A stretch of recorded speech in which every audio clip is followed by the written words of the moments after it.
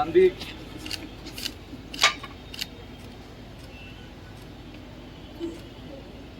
এগুলো না করলে অদ্ভুত লাগে না দেখতে, পাঁচজন পাঁচ দিকে তাকিয়ে আছে।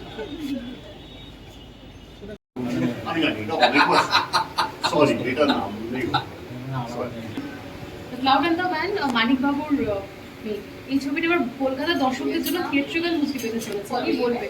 অলরেডি তো আন্তর্জাতিক একটা প্রাপ্তি হয়ে গিয়েছে। আন্তর্জাতিক প্রাপ্তি ছাড়াও যখন কিফে মানে কলকাতা চলচ্চিত্র উৎসবে ছবিটি দেখানো হয় তখন আমরা একটা অমায়িক সাড়া পাই। 3বার স্ক্রিনিং হয়েছিল।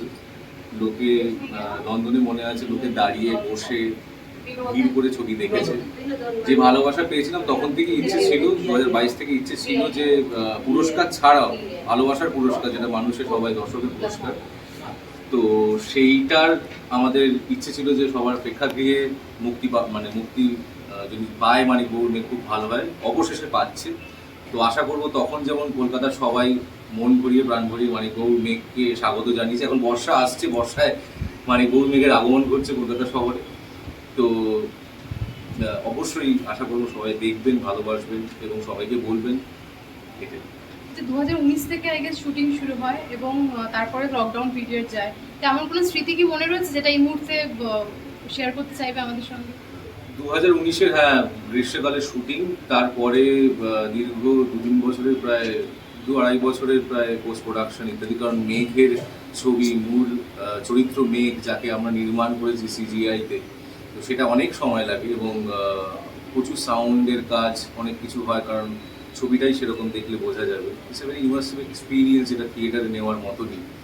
সেই জন্য আরও থিয়েটারিক্যাল মুক্তিটা খুব ইম্পর্টেন্ট। তো কোভিড ইত্যাদি ওই সময় তো অবশ্যই ওই সময়টা আমরা পোস্ট প্রোডাকশনে ব্যস্ত ছিলাম এবং কোভিড শেষ হওয়ার আগেই আমাদের ইউরোপিয়ান ওয়ার্ল্ড প্রিমিয়ার, যেটা ট্যালেন্ট নাইটস ফেস্টিভ্যাল হয়, তখন কোভিড চলতেই আমরা যাই ছবি পৃথিবীর কাছে প্রথমবার দেখাতে, এবং তারপরে তো এটা বিশ্বভ্রমণ চলেই এই আর কি। কোভিডের মধ্যে মেঘ নিয়ে ঘুরেছি, মেঘ বানিয়েছি, মেঘে নির্মাণ হয়েছে। Thank you.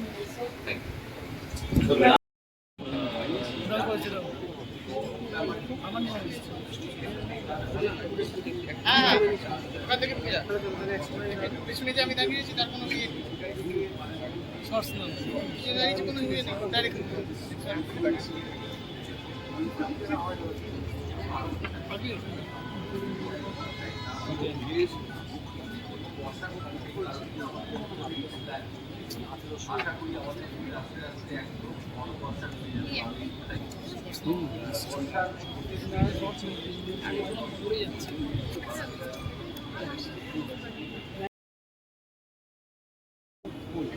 যাবো।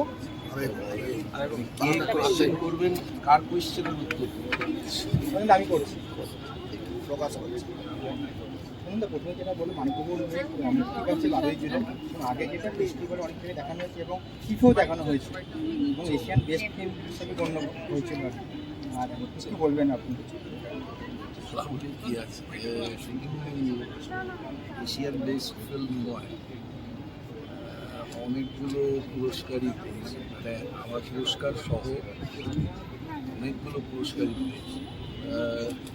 আমি যেমন রাশিয়া এবং ইরানে বেস্ট অ্যাক্টর পেয়েছি, এমনি বেস্ট এডিট পেয়েছে। আপনারা পাননি, প্রসাদ কোথায় দেবে আপনাদের, তাতে দেখবেন যে অনেকগুলো পুরস্কার আছে। এটা একটা পুরস্কার নেই, আইপ্যাক কিন্তু পারে না। আমার বলা বলে তো কিছু নেই, দর্শক দেখবেন বাংলা সিনেমা, আবার বলছি, এটা কোনো টেলিভিশন সিরিয়াল নয়, কোনো OTT নয়, বাংলা সিনেমা এবং যে সিনেমাটায় গোটাটা মিলিয়ে একটা সিনেমা যেটা আপনি হারিয়ে যেতে পারেন, একা বসে থেকে হারিয়ে যেতে পারেন। আপনার মনে হতে পারে এটা আমার গল্প, পাশের লোকটারও মনে হবে এটা আমার গল্প। এই ঘটনাটাই এটার মধ্যে রয়েছে। এই সিনেমাটা যতটা সিনেমা তার থেকে বেশি ফিল্ম, এবং এই ছবিটা মাফ করবেন, কলকাতা ফিল্ম ফেস্টিভ্যালে যখন নন্দন টুতে দিয়েছিল তখন যতজন বসতে পারে তার থেকে অনেক মানুষ ভেতরে বসেছিলেন। যথারীতি বাইরে ছিলাম, যেটা আমার কাছে খুব অবাককর লেগেছে, 96 মিনিটে একজন লোক বাইরে আসে এবং ফাইনালি যখন বাইরে এলো তখন আমি অনেক শ্রেণীর মানুষ দেখেছিলাম। আমি শ্রেণী বলতে বলছি কিন্তু যেমন আমার সারথি, যে ক্লাস 8 পাস, সে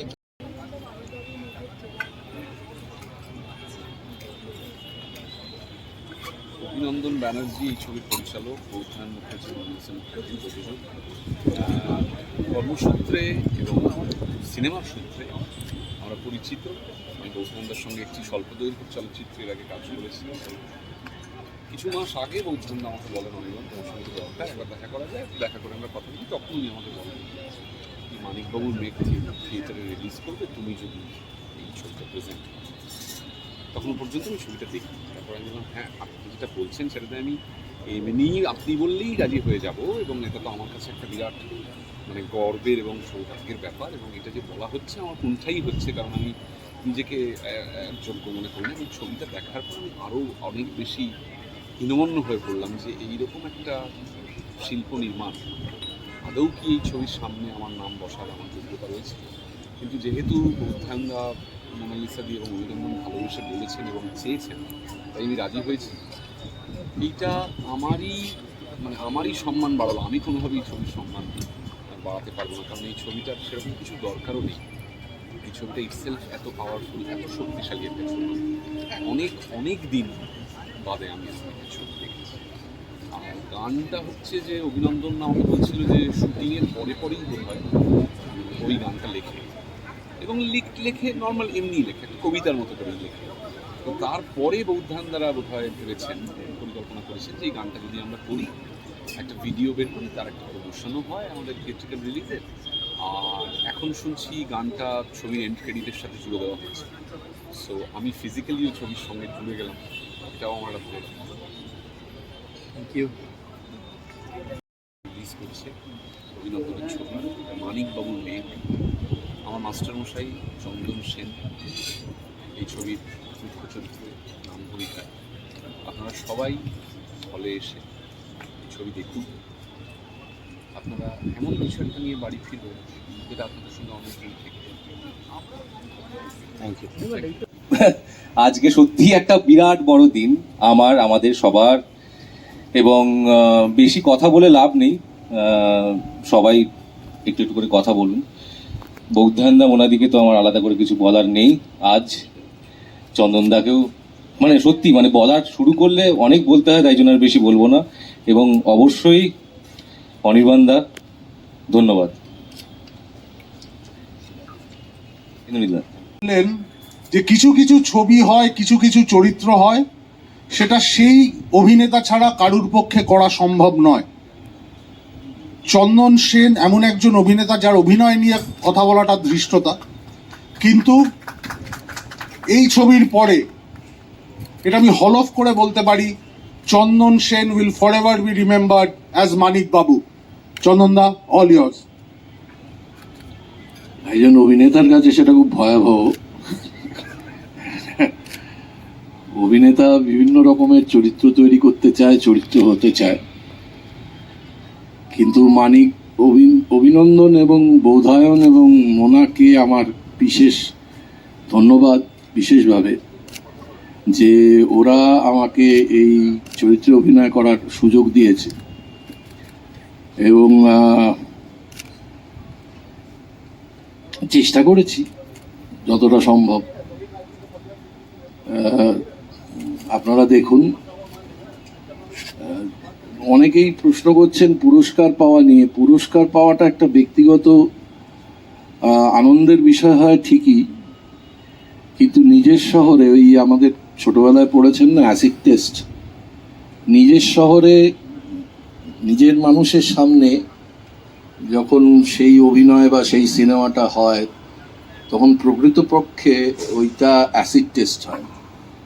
তখন বোঝা যায় যে আদতে কি হয়েছিল, কি হয়েছে, এবং মানুষের পছন্দ হলে আরও কিছুদিন হয়তো সিনেমাটা দেখানো যাবে এবং বৌধায়নরা আরও ভালো ভালো ছবিতে ইনভেস্ট করতে পারবে, এটাই আমার আশা।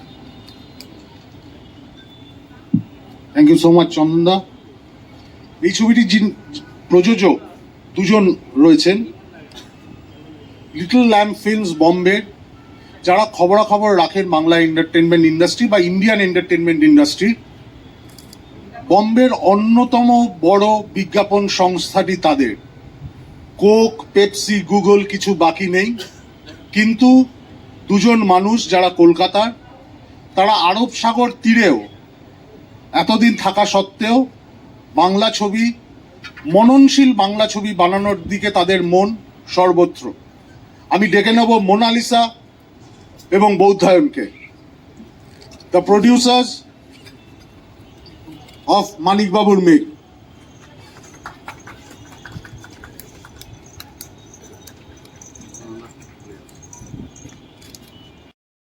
আমার বাংলাটা খুবই মানে অ্যাভারেজ, জন্মসূত্রে মারবাড়ি, ভালোবাসার সূত্রে বাঙালি, বাঙালিকে বিয়ে করেছি।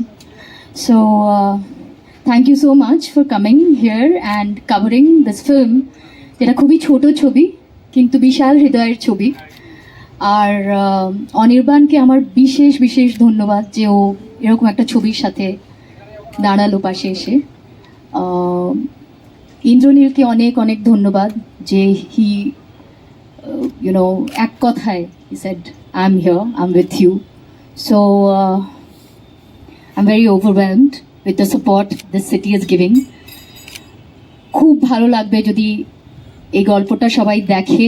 12 জুলাই অনওয়ার্ডস কয়েকটা ছোট্ট রিলিজ, কয়েকটা সিনেমা ঘরে চলবে। দেখুন, হিরোর ছবি সবাই দেখে আর লুজারের ছবিও সবাই দেখে, গিমিক্স আছে, কিন্তু এরা যারা মাঝখানে থাকে তাদের কিছু চমক নেই, ভীষণ মান্ডেন লাইফ, তাদের গল্প বলা খুব দরকার, কেননা আমরা সবাই সেই মাঝখানেই আছি।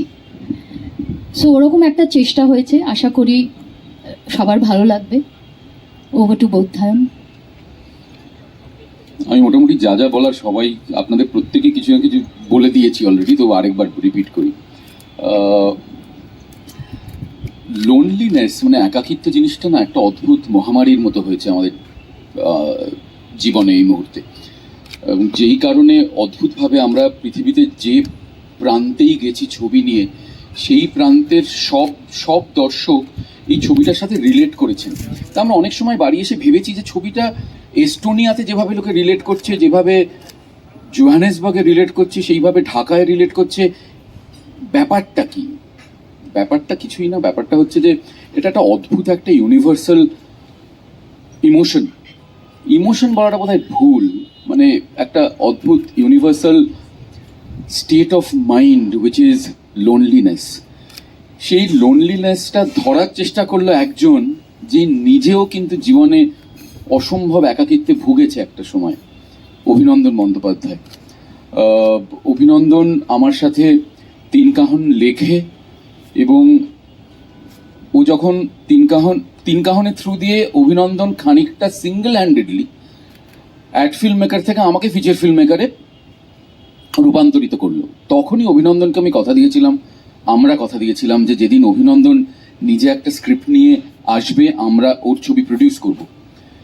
এবং এই মানিকবাবুর মেঘ হলো কথা রাখার ছবি। ওকে যে একটা কথা দিয়েছিলাম আমরা ছবি বানাবো, এবার বাকিটা কি হবে 12 জুলাইয়ের পর, বাকিটা ভবিষ্যতের অন্ধকারে বলবো না, ভবিষ্যতের আলোয় বলি better. Okay, thank you. Thank you so much, Mona. Thank you so much, Bodhayan. Thank you, my friends from the media. অনেক বড় ছবি থাকে, অনেক বড় ছবির কাভারেজ থাকে, তবু আজ মনে হয় কলকাতার মিডিয়া কোথাও একটা এরকম একটা ছবির পাশে আজকে উইকডেতে এসছে। I am immensely grateful for supporting Manik বাবুর মেঘ। নাও এই সন্ধ্যের সবচেয়ে বড় আকর্ষণ, এই ছবি প্রেজেন্ট করছে এই সময়কার অন্যতম সেরা অভিনেতা অনির্বাণ ভট্টাচার্য। অনির্বাণ এই ছবির একটি গান গেয়েছে, যে গানটি আপনারা ওপরে ভিডিওটাতেও দেখবেন। বোধান দা শর্ট করে has shot the film, shot the music video. Anirban Bhattacharya will be performing live. আমি শুধু একটাই রিকোয়েস্ট করব, সবাই যদি একটু বসে পড়েন যারা পেছনে আছেন, আর মিডিয়ার বন্ধুরা যদি সামনেটা একটু ছেড়ে দিয়ে কিছু লোক ডান দিকে চলে আসেন, কিছু লোক বাঁ দিকে চলে আসেন, তাহলে বোধহয় একটু সুবিধা হয়। If you could please adjust. পক্ষ থেকে আমি সকল মিডিয়ার বন্ধুদের অনেক ধন্যবাদ জানাই।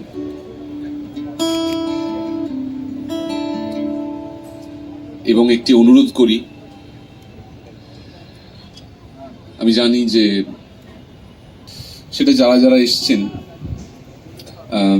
তাদের অনেকের ভিউই গার্ড হয়ে আছে, ফলত সেটা বোধহয় খুব ঠিক হচ্ছে না।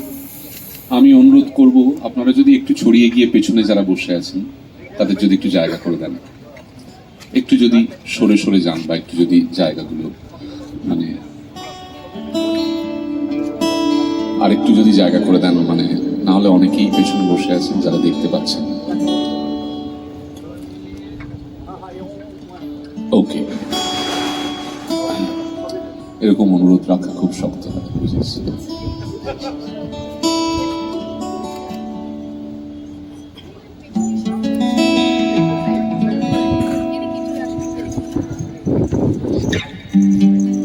আমি এই ছবিটি দেখেছি, আমাকে অনেকেই মিডিয়ার বন্ধুরা জিজ্ঞাসা করছিলেন যে এই ছবিটার সঙ্গে সংযুক্ত হয়ে পড়ার অভিজ্ঞতা এবং কথা। সদার্থেই আমি সেরকম কংক্রিট কিছু বলে উঠতে পারছিলাম না, কারণ এই ছবিটি আমি যখন দেখি তখন হয় না, বেশ কিছু শিল্পকর্মের সঙ্গে একটা খুব নিবিড় সংলাপ। আমি অভিনয়ের ছাত্র, সিনেমা থিয়েটারের ছাত্র হিসেবে যতটা শিল্প চর্চা করার সুযোগ পেয়েছি, তাতে কিছু এমন কাজ আছে যেগুলোর সঙ্গে আমার খুব দীর্ঘ একটা সংলাপ হয়েছে। অনেক দিন পর্যন্ত সেই সিনেমাটার সাথে বা সেই নাটকটার সাথে বা সেই একটি গানের সঙ্গে বা মিউজিক পিসের সঙ্গে আমার একটা সংলাপ হয়েছে। অভিনন্দনের এই ছবি মানিকবাবুর মেঘ দেখার পর এই ছবির সঙ্গে আমার সংলাপ বিতরণ, সংলাপ বিনিময় এখনো চলছে, এবং আমি বিশ্বাসী যে মানিকবাবুর মেঘের সঙ্গে আমার ভেতরের সংলাপ আরো অনেক অনেক দিন চলবে। এই ছবিটা আমার গভীরে, আমার নিবিড়ে আরো অনেক দিন থাকবে। অভিনন্দন একটি গান আমাকে বলছিল যে ও বোধহয় শুটিং শেষ করার পর বা শুটিং চলতে চলতেই হয়তো লিখেছিলেন। তখন গান করার পরিকল্পনা ছিল না, পরবর্তীকালে গান করার পরিকল্পনা হয়। এই গানের কথা অভিনন্দন ব্যানার্জি, এবং এই গানে সুরারোপ করেছেন শুভজিৎ মুখার্জি। এই গানটি আমি বম্বে গেছিলাম 2 সপ্তাহ আগে, তখন রেকর্ড করা হয়। বম্বের কোনো স্টুডিওতে একটি বাংলা গানের রেকর্ডিং আমার জীবনে প্রথম অভিজ্ঞতা। আমি পেশাদার গায়ক নই, আমি ভালোবেসে গাই। যতটুকু সুর গলায় আছে বা যতটুকু সুর লাগে সেই সামর্থ্যের গান হলেই গাই। এই গানটি আমার নিজের ভীষণই প্রিয় গান, আমার নিজের গাওয়া গানের মধ্যে তো বটেই, এবং আমার যত গান শোনা তার মধ্যে আমি অনেকবার শুনেছি গানটা। আমরা গাই। আমার সঙ্গে আছে আমার বন্ধু জয়।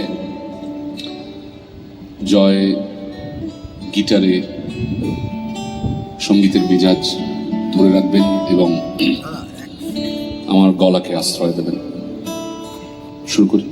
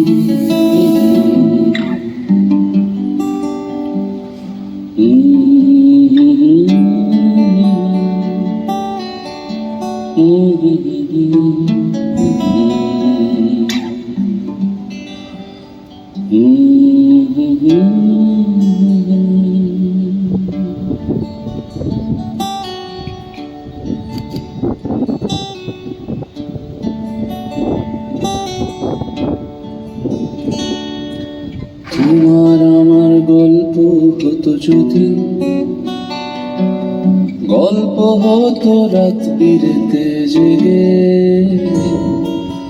ভোর আকাশে হারিয়ে গেলে তারা, থামিয়ে আদর বাজার যেতাম রেগে। তোমার আমার গল্প হতো যদি, গল্প হতো রাত বিরেতে জেগে, ভোর আকাশে হারিয়ে গেলে তারা, থামিয়ে আদর বাজার যেতাম রেগে।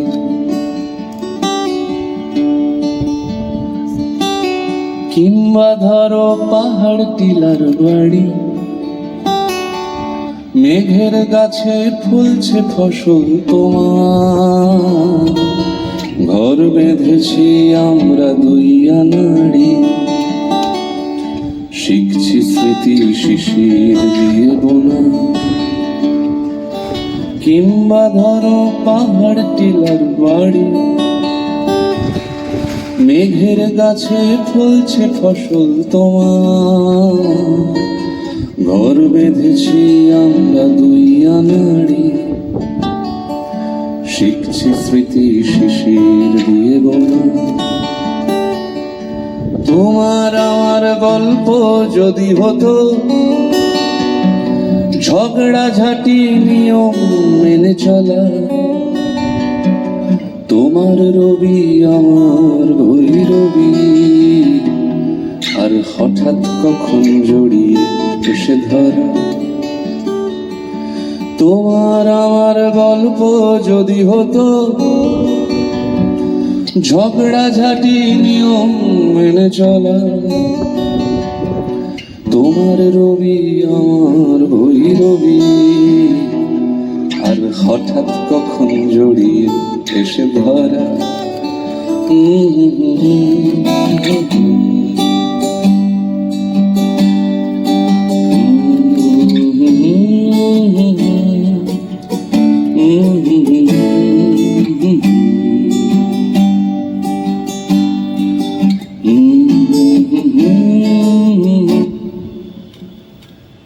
তোমার আমার গল্প যা যা বলি, বহুরূপী জাদুকরের সাজে। তোমার আমার গল্প যা যা বলি, বহুরূপী জাদুকরের সাজে। মনের ভেতর মন লুকিয়ে বাঁচা, আর হারিয়ে যাওয়ার খেলা সবার মাঝে। মনের ভেতর মন লুকিয়ে বাঁচা, আর হারিয়ে যাওয়ার খেলা সবার মাঝে। এমনি ভাবেই ফুরিয়ে আসে বেলা, দূর পাহাড়ের মেঘরা নামে ঘাসে। তোমার আমার ঘনিয়ে আসে খেলা, গল্প ফুরোয় শেষের সন্ধ্যাকাশে। এমনি ভাবে ফুরিয়ে আসে বেলা, গল্প শুনে মেঘরা নামে ঘাসে। তোমার আমার ঘনিয়ে আসে খেলা, গল্প ফুরোয় শেষের সন্ধ্যাকাশে। কথা ভুল হলো, আরেকবার গাই। এমনি ভাবেই ফুরিয়ে আসে বেলা, দূর পাহাড়ের মেঘলা নামে ঘাসে। তোমার আমার ঘনিয়ে আসে খেলা, গল্প ফুরোয় শেষের সন্ধ্যাকাশে। তোমার আমার গল্প হতো যদি, কিংবা ভেসে যেতাম গল্প খোঁজে। এক জীবনেই সকল জীবন পাওয়া, শুধু গল্প পাওয়াই যায় না সহজে।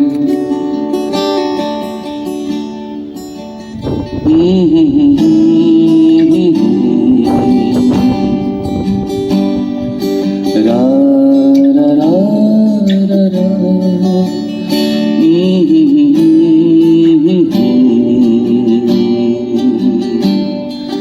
ra ra ra ra ra ra ra ra ra ra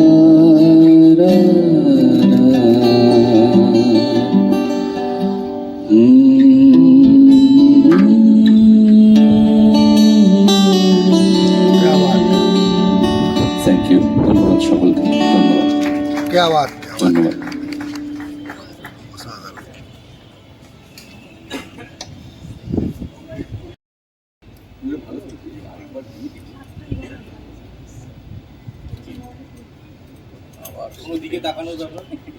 ডান দিক থেকে বাঁ দিকে ডান দিক থেকে বাঁ দিকে, তো প্রথমে ওইদিকে।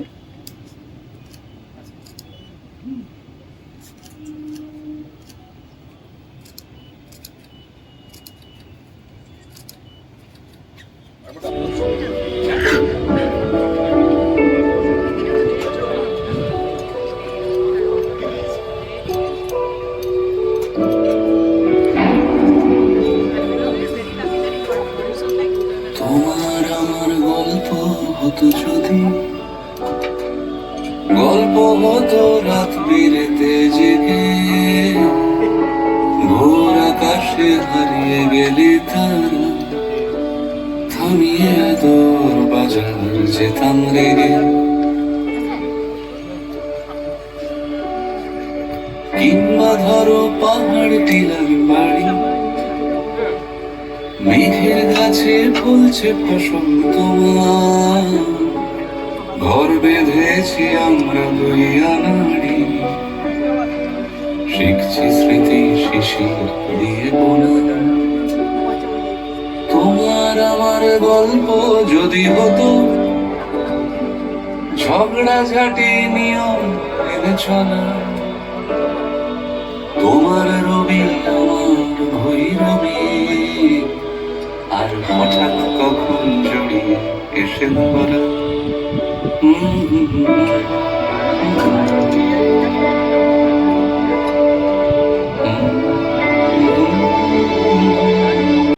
গল্প পাঠ, তারপর আবার আজকে তাও আবার গান, খুব ভয় লাগে।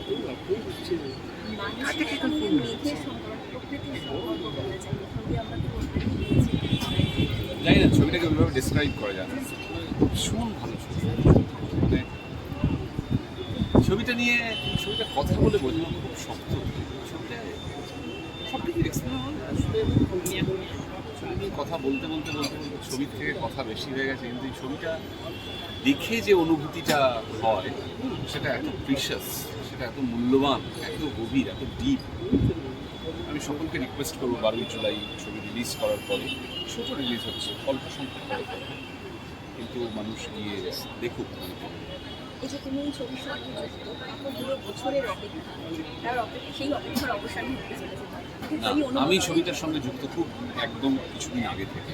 এই ছবিটার যে দীর্ঘ যাত্রাপথ, 2019-এর শুটিং, তারপরে তৈরি হওয়া, সারা পৃথিবীতে ঘুরে বেড়ানো, বিভিন্ন ফেস্টিভ্যালসে পুরস্কৃত হওয়া, এই কোনো কিছুর সঙ্গেই আমি ছিলাম না। এটা পুরো কৃতিত্বই এর নির্মাতাদের, অভিনন্দন পরিচালক বৌদ্ধান দেব, মোনালিসাদি প্রযোজক, লিটল ল্যাম্প ফিল্মসে। আমাকে কলকাতায়, মানে ছবিটা হলে রিলিজ করার আগে বৌদ্ধানদা বলেন যে আমি ছবি ছবি ইটস মাই প্লেজার। এই ছবির যা কিছু ভালো সব ওদের, আর এই ছবির ভালোটাই বলা যেতে পারে যে মানে আমাকে জুড়ে নেওয়াতে আমারই উপকার, আমার জন্য ছবিটা উপকার। ছবিটা সুন্দরভাবে অভিনয় করেন ছবি এবং কি কারণে অ্যাসোসিয়েশনটা যদি তুমি একটু বলো। অ্যাসোসিয়েশনটা বোধহয় বৌদ্ধানদারা ভাবলেন যে আমার নামটা যদি থাকে তাহলে হয়তো কিছু সংখ্যক বেশি মানুষ ছবিটা দেখবে, হয়তো এটা ভেবেছি। যদি সেটা সত্যি হয় আমি খুব আনন্দ পাবো। তাতে আমার নামের থেকেও এখানে বড় ব্যাপারটা হচ্ছে ছবিটা, এবং ইম্পর্টেন্ট সময় এই ছবিটা আসছে, কারণ আমাদের ছবি বদলে গেছে, ভারতীয় ছবি, বাংলা ছবি অনেক বদলের মধ্যে দিয়ে গেছে। সেখান থেকে এরকম একটা ছবি, খুব অদ্ভুত একটা সময় ছবিটা আসছে। সত্যি বেশ কিছু সংখ্যক মানুষকে এই ছবিতে দেখেন, তাহলে খুব ওই কেয়স তো আমাদের চারপাশে। ছবিটা 96 মিনিটের ছবি, ছবিটাকে অদ্ভুত 1.5 ঘন্টা বলে আমার মনে ওটিটিতে কি আসছে? হ্যাঁ আমি জানি না না তুমি যেটা বলছো যে যদি মানুষ এসে দেখে এই সংশয় কেন সংশয়টা থেকে দেখে এরকম ধরনের ছবি কি মানুষ এখন আর আস্তে আস্তে দর্শক জমে আসছে না তাই জন্য আমি চাইবো দেখুন বল ঘুরিয়ে দেখুন সবসময় এই ছবি দেখতে চাই বলতে পারি না দর্শক আসবে এই ধরনের ছবির দর্শক কলকাতা সম্ভব চাইবো ফিরে আসুক সেই এই যে কিছুদিন আগে থেকে এই ছবির সঙ্গে অ্যাসোসিয়েশন, তারপরে কি গানটা গাওয়ার হ্যাঁ পরিকল্পনা? আমার অভিনন্দন আগে লিখেছিল তারপরে বন্ধুজন দ্বারা পরিকল্পনা করেন এই গানটা যদি করা হয় একটা প্রথমে বলে যে তুমি যদি গানটা করো হ্যাঁ ঠিক আছে গাইবো তারপরে বলে আমি যদি ভিডিও শ্যুট করি তাহলে প্রমোশনের কাজেও লাগবে এবং ভিডিওটা হওয়ার পর উদ্ধান দ্বারা ঠিক করেন যে এটা ভালো হয়েছে ছবি এন্ড ক্রেডিটের সাথে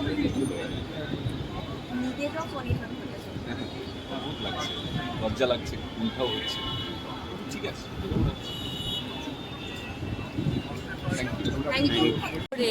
প্রধানের কাছে গল্প শোনা, ছবিটার মেকিং বেশ কিছুদিন হলো হয়েছে এবং অনেকগুলো ভালো ভালো ফেস্টিভ্যালে গেছে। কলকাতায় একাধিক স্ক্রিনিংও হয়েছে, আই থিঙ্ক কয়েক মাস আগে SRFTI-তেও একাধিক স্ক্রিনিং হলো। সামহাও আমি মিস করে গেছি প্রত্যেকটা স্ক্রিনিং, তো আমি খুবই আনলাকি যে আমি এখনও ছবিটা দেখে উঠতে পারিনি। অনেক শুভেচ্ছা অভিনন্দনকে, বৌধায়ন, মোনালিসা এবং অবশ্যই আমার বাড়িওয়ালির হিরো চন্দন সেন। চন্দন সেন একটা বাংলা ছবির প্রধান চরিত্রে, এটা কিন্তু একটা বড় ঘটনা। For some reasons unknown or known maybe, ভালো অভিনেতা যারা তাদেরকে বাংলা ছবি মানে কমই ব্যবহার করেছেন, চন্দন সেনের মতো অভিনেতাকে কমই ব্যবহার করেছেন বলে আমার মনে হয়। তো এই ছবিটার একটা দারুণ আর্কাইভাল ভ্যালিও রয়ে গেল। প্রথমত অভিনন্দন দারুণ বানাবে, আমি বানিয়েছি, আমি শিওর। দ্বিতীয়ত এত সুন্দর করে একটা গানকে প্রেজেন্ট করা হলো এবং অনির্বাণ এই ছবিটা প্রেজেন্ট করছে, সব মিলে ছবিটার একটা সুন্দর অ্যাকসেপ্টেন্সও তৈরি হচ্ছে অনেক লোকের কাছে। So I wish the entire team all the very best. Thank you, thank you.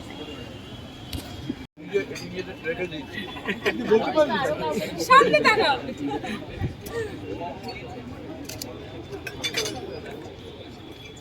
Light off করি। Thank you. Thank you